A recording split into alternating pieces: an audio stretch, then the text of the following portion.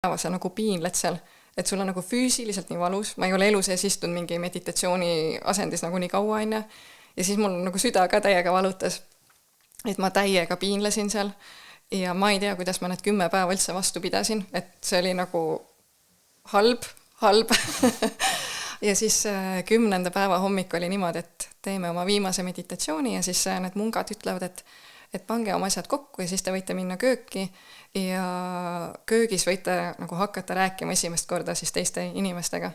Ja siis pakin asjad kokku ja kõnnin hommikul sinna kööki ja siis kuulen nagu vaikselt seda suminat ja siis ma hakkasin täiega nutmast, et nagu nii ilus oli kuulata, et inimesed lihtsalt räägivad. Ja mul oligi, et ma ise isegi ei rääkinud ja ma olin nagu nii õnnelik ja nii tänulik, et nad seal olid. Ja siis mul oligi see, et issand, ma nagu lihtsalt armastan neid sellepärast, et nad on olemas.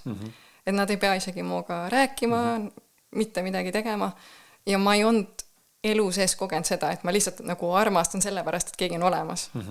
Ja see oli nagu esimene süke klikk ja siis ma nägin ka, et mul endal nagu südamevalu, keha valutab, kõik on nii valus enne, aga nagu mingi armastus on täiega mu sees olemas. Ja siis sealt hakkas täiega palju minu jaoks elus kerima mingisuguseid kogemusi.